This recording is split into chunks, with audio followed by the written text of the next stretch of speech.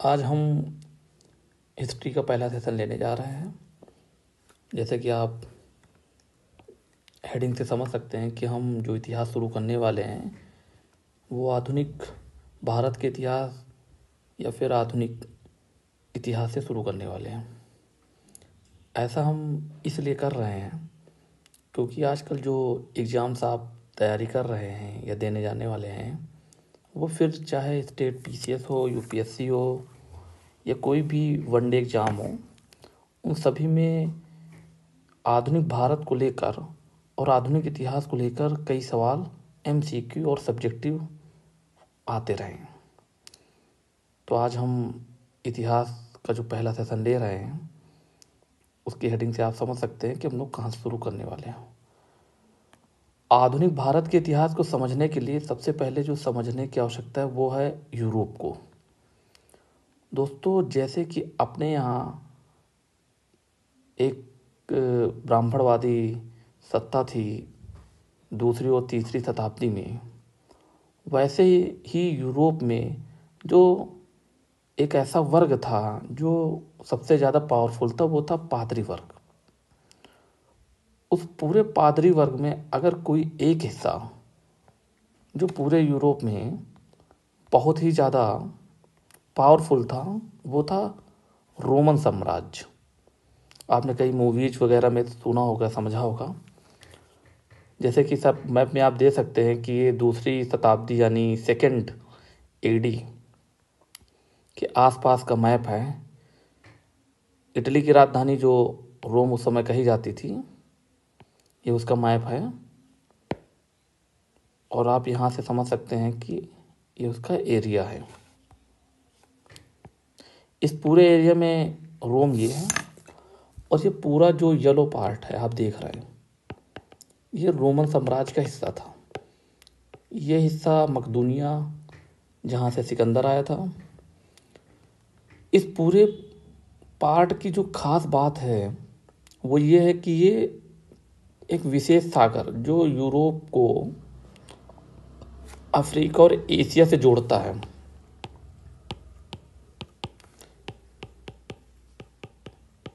और इस सागर का नाम है भूमध्य सागर, मेडिटेरियन सी।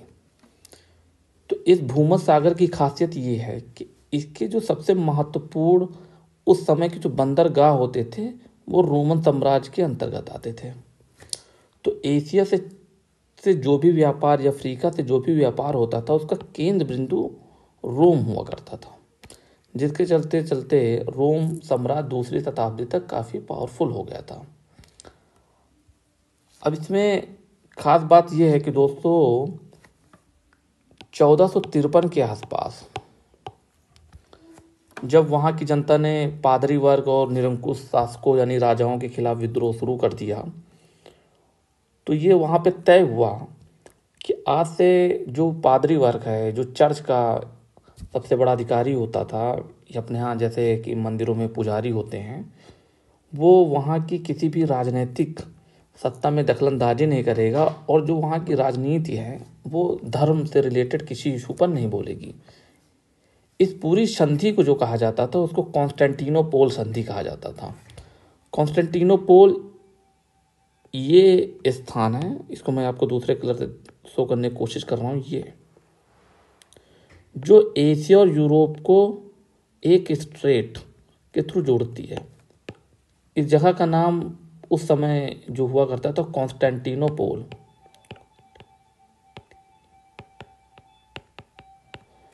आज इसको इस्तांबुल के नाम से जानते हैं, जो कि तुर्की का एक शहर है।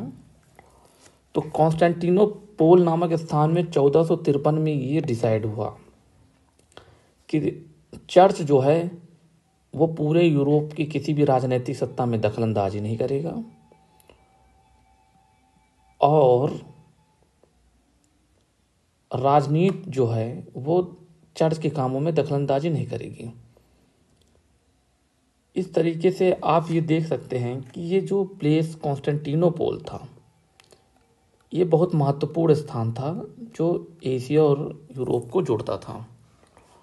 धीरे धीरे इस पूरे साम्राज्य में 1400 के बाद, इस संधि के बाद अगर किसी क्षेत्र का जो सबसे ज़्यादा वहाँ पर उसका इम्पैक्ट रहा है तो था ऑटोमन साम्राज्य।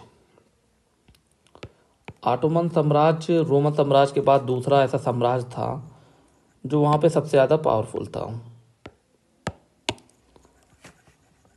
ये 1600 के आसपास काफ़ी इतना ज़्यादा पावरफुल हो गया था यूरोप में कि एशिया से, आप चित्र के जरिए समझ सकते हैं कि एशिया से जो भी व्यापार होता था, ये जितना भी रेड एरिया आप देख रहे हैं, ये पूरे रेड एरिया में ऑटोमन साम्राज्य मीन्स अफ्रीका का जितना बॉर्डर है और लगभग एशिया का जो बॉर्डर है उस पर ऑटोमन साम्राज्य का शासन रहता था।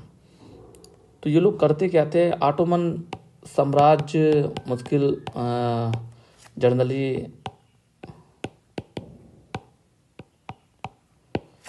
अरब शासक होते थे, उसमें मुस्लिम शासक और तुर्क। ठीक, ये 40th शताब्दी, 14वीं शताब्दी मीन्स 1320 से लेकर उसके बाद ये 1680 के आसपास का मैप है, जिसमें आप देख सकते थे कि यूरोप को अफ्रीका और एशिया से जोड़ने वाले जितने भी स्थान हैं उन पर ऑटोमन साम्राज्य का शासन होता था। ये सब दोस्तों जानने की आवश्यकता इसी वजह से है कि आपको ये समझने की आवश्यकता है कि एशिया और अफ्रीका से होने वाला जो व्यापार था, जो सामानें पहुंचती थी, उस पर अरब के शासक या अरब के व्यापारी अच्छा खासा मुनाफा कमाते थे, जिसके चलते यूरोप में वो चीज़ें महंगी हो जाती थी। यूरोप के शासकों ने सोचा कि अब हमें अगर एशिया और अफ्रीका से डायरेक्ट व्यापार करना है तो हमें कोई नए नए रास्ते तलाश करने पड़ेंगे, क्योंकि ये जो रूट पहले था भूमध्य सागर से होते हुए, वो रूट अब उतना कारगर नहीं होगा, क्योंकि पूरे रूट पे ऑटोमन साम्राज्य अपनी सत्ता फैलाई हुई थी और उनसे टैक्सेस वसूल करती थी, चाहे वो यूरोप के व्यापारी हों या फिर एशिया के व्यापारी। इस चित्र में आप देखेंगे कि यूरोप और खासकर इंडिया को दिखाया गया है कि यूरोप और इंडिया के बीच में जो व्यापार होता था पहले कितना डायरेक्ट व्यापार होता था। इनके बीच में कोई भी ऐसे ब्रोकर या दलाल नहीं होते थे, जिससे कि यूरोप में और इंडिया के बीच में एक सीधा व्यापार होता था। लेकिन जब ऑटोमन साम्राज्य 1600 के आसपास, 1600 काफ़ी वहाँ पे है, उसने अपनी सत्ता फैला ली, आसपास के जितने भी प्लेसेस स्थान थे जो एशिया और यूरोप को जोड़ते थे, और फिर ऑटोमन साम्राज्य या फिर कहे तुर्की, ईरान, इराक, अरब देश के सुल्तान, शासक और व्यापारी टैक्सेज वसूलने लगे, तो यूरोप को मजबूरन नए रास्ते तलाशने पड़े। और यही कारण था कि यूरोपियों को एशिया, अमेरिका, अफ्रीका जैसे देशों में भ्रमण करने का मौका मिला।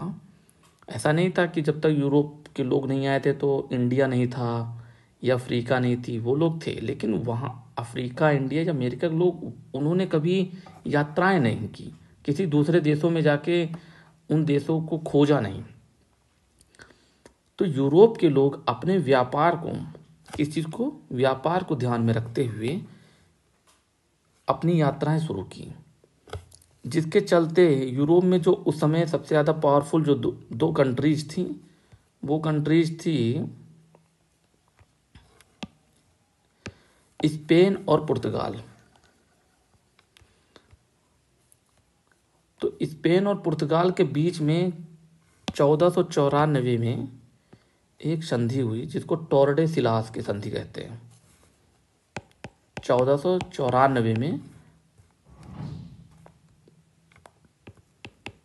टोर्डेसिलास की संधि।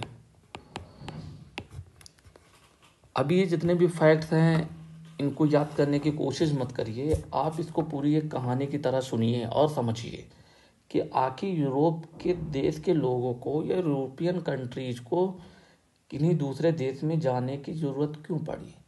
तो उसका सिर्फ और सिर्फ ये कारण है कि वो अरब देश, तुर्क देश, जिसको सम्मिलित रूप से ऑटोमन साम्राज्य कहा जाता था, उन्होंने यूरोप और एशिया और अफ्रीका को जोड़ने वाले जितने भी पॉइंट थे, स्थान थे, उन पर उन्होंने अपना कब्जा कर लिया, वहाँ पर अपनी सत्ताएं स्थापित कर ली, जिसके चलते यूरोप के लोगों को कहीं ना कहीं नए रास्ते तलाश करने पड़े। तो 1494 में टोर्डेसलास की एक संधि हुई पूरे यूरोप में। आप इस मैप में देखेंगे तो ये जो रेड पार्ट है ये स्पेन है, और जिसके बगल में छोटा सा पार्ट है वो है पुर्तगाल। इन लोगों ने अटलांटिक सागर में एक रेखा खींची और ये कहा कि इस रेखा के जितने भी लेफ्ट साइड हैं उनकी तरफ स्पेन के जहाज जाएंगे, और जितने राइट साइड हैं उनकी तरफ पुर्तगाल के जहाज जाएंगे। या फिर यूँ कहें कि जितने भी क्रिश्चियन धर्म मानने वाले देश हैं उनकी तरफ स्पेन के जहाज जाएंगे, और जो नॉन क्रिश्चियन, बिना जो क्रिश्चियन धर्म को नहीं मानते, उनकी तरफ पुर्तगाल जाएंगे। और यहीं से यूरोपियों की यात्रा शुरू होती है। तो इस पार्ट में, छोटे से पार्ट में, आपको सिर्फ ये समझना है कि यूरोपीय भारत क्यों आए। फैक्ट्स के लिए अगर हम लोग बात करें तो केवल हमने 2 डेट, जैसे कि मैंने अपने हिस्ट्री के सबसे शुरुआती सेशन में कहा था कि हम एक मॉडर्न और स्मार्ट तरीके से जो डेट्स आएंगी, जो पर्सनालिटीज़ के नाम आएंगे, उनके जो काम आएंगे, उनको याद करने की कोशिश करेंगे। तो देखिए, डेट के तौर पे मैंने आपको 2 डेट बताई, 1453 और 1400 जो 94। ठीक, 1453 में क्या हुआ,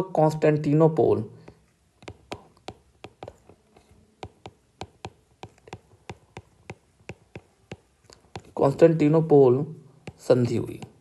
इससे क्या हुआ कि ऑटोमन साम्राज्य अस्तित्व में आ गया। इस जगह पे ऑटोमन साम्राज्य का कब्जा हो गया।